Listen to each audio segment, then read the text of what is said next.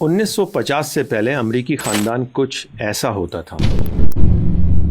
Capitalism یعنی سرمایہ دارانہ نظام نے امریکی عوام کا یہ ذہن بنایا کہ اسکارسٹی ہے، رزق بہت کم ہے، آبادی بہت زیادہ بڑھ گئی ہے، اس لیے 2 بچے، خوشحال گھرانہ، اور پھر خاندان سکڑ گیا۔ اس کے بعد فیمنزم آیا اور اس نے میرا جسم میری مرضی، مائی باڈی مائی چوائس کا نعرہ لگایا اور ابارشن یعنی اسقاط حمل کے قانون بنانے پر زور دیا۔ اس کے بعد کیا ہوا؟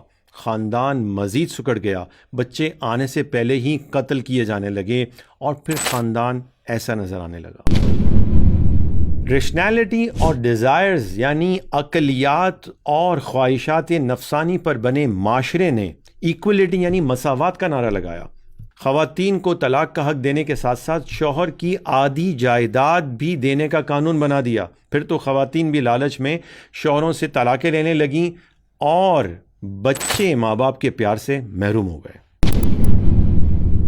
بات یہاں بھی نہ رکی۔ فریڈم یعنی آزادی کے متوالوں نے نفسانی، حیوانی اور شہوانی جذبات کو مکمل آزادی دے ڈالی۔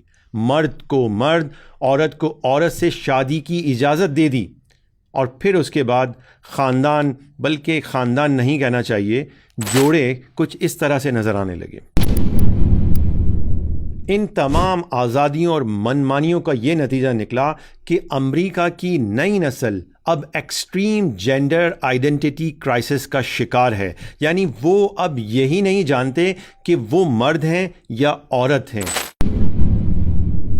اور پھر اس آزادی نے صرف خاندانی نظام تباہ نہیں کیا بلکہ نسل انسانی کو بھی خطرے میں ڈال دیا ہے۔ یہ سب باتیں تو میں نے امریکہ کی بتائیں، ان سب سے ہمیں کیا فرق پڑتا ہے؟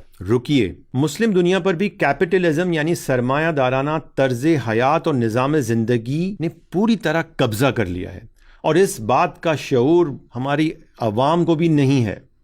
وہ صرف اور صرف کیپٹلزم کو، سرمایہ دارانہ نظام کو معاشی نظام کے چند اصول سمجھتے ہیں، حالانکہ ایسا بالکل نہیں۔ سرمایہ دارانہ نظام یعنی کیپٹلزم ایک مکمل خود مختار نظام ہے، اور اسی نظام کی اہم ترین ویلیو یعنی قدر فریڈم یعنی آزادی ہے، اور یہ آزادی صرف اور صرف اکنامکس یعنی معیشت تک محدود نہیں رہی ہے، بلکہ یہ نفسانی جذبات کے اظہار کے لیے بھی مکمل آزادی کا مطالبہ کرتی ہے، اور بدقسمتی سے آج اسے ہیومن رائٹس بنا دیا گیا ہے۔